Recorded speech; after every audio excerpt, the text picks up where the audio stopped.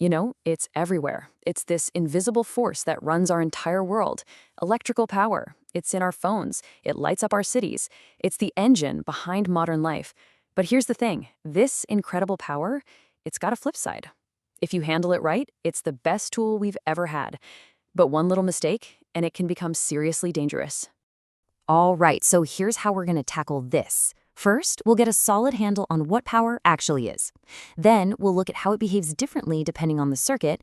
After that, we'll dig into the big problem of heat, meet the bodyguards that keep our circuits safe, and wrap up with why getting the size of that protection right is so important.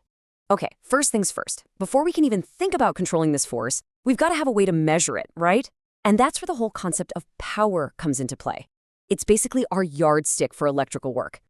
So when you hear the word power, measured in watts, just think of it as the speed at which energy is being used. It's why a 100-watt light bulb is so much brighter than a 40-watt one.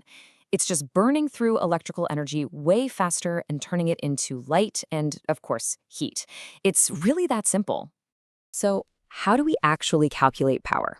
Well, it depends on what pieces of the puzzle you have. The most fundamental way is to use voltage, which you can think of as the electrical pressure, and current, which is the flow. Power is simply that pressure multiplied by that flow. P equals V times I. But what if you don't know the voltage? No problem. If you know the current and the resistance in a circuit, we've got another tool for the job. Power equals the current squared times the resistance. This one is super useful, especially when you're dealing with series circuits, and you'll see why in just a minute. And for our last scenario, what if you have the voltage and the resistance, but not the current? You'll use this one. Power equals voltage squared divided by resistance. This is your go-to formula for parallel circuits. So there you have it, 3 different formulas, but they all get you to the exact same place, the power, in watts. Okay, so let's move on, because having the formulas is one thing, but understanding how power actually gets distributed in a circuit, that's a whole other ballgame. Believe it or not, the exact same components will act completely differently depending on how you wire them up. And this slide right here is a perfect example. It's like 2 opposite worlds. In a series circuit where the current has to be the same for everything, it's the resistor with the higher resistance that ends up doing more work and getting hotter. But flip it over to a parallel circuit where the voltage is constant, and suddenly the resistor with the lower resistance draws more current and dissipates way more power. It's a total flip-flop, and you absolutely have to get this concept down. And this isn't just some textbook theory. You know those old Christmas lights where if one bulb burns out, the whole string goes dead? That's a series circuit. But your house?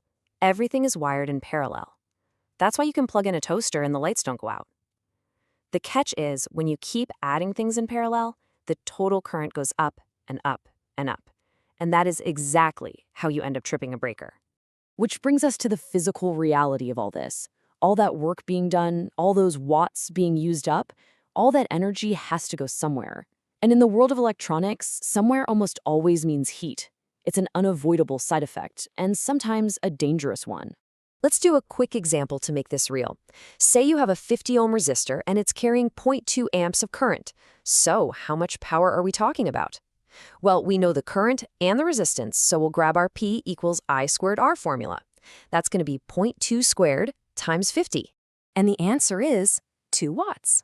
So that little resistor is turning 2 watts of electrical energy into heat every single second it's running. But what does that number actually mean for us in the real world?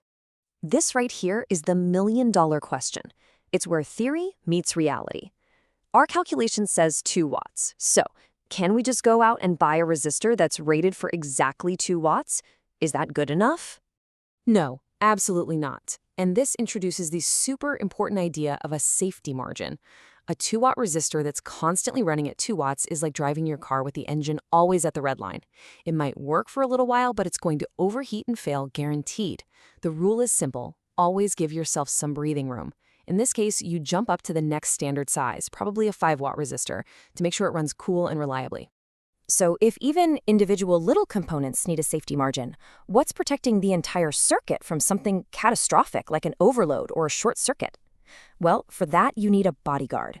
And these are the 2 stars of the show, fuses and circuit breakers. They both have the exact same job. When the current gets dangerously high, they cut the power. A fuse does this by basically sacrificing itself. A little piece of metal inside literally melts and breaks the circuit. A circuit breaker, on the other hand, is more like a reusable switch that just trips open and can be reset. And I know you've seen these before. This breaker box is the electrical safety command center for a whole building. Every single one of those switches is a dedicated bodyguard just sitting there, watching the current that's flowing through one specific wire. Now this is the golden rule. If you remember one thing, remember this. That breaker or fuse isn't really there to protect your brand new TV.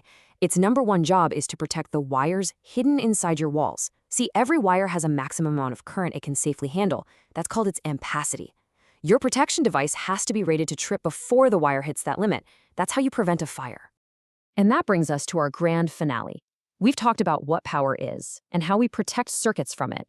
Now let's look at why getting the size of that protection just right is so critical, and what happens when you get it wrong. Getting the sizing wrong comes in two flavors, and believe me, you do not want to mix them up. If your protection is undersized, it's just annoying. The breaker trips constantly, even when there's no real danger. It's frustrating, but that's it. But if your protection is oversized, that's not an annoyance. That's a catastrophe waiting to happen. An oversized breaker is a bodyguard that's asleep on the job. It won't trip when it's supposed to, which lets the wires in your wall get glowing hot, melt their insulation, and start a fire. So where do people usually mess this up? Well, here are the three biggest mistakes. First, they forget that things with motors, like your AC or fridge, need a massive surge of current just to get started. Second, they might mix up the amps and the volts on a fuse, a simple but really dangerous mistake. And the biggest one of all, they don't match the breaker to the wire. That's the mistake that can burn a house down.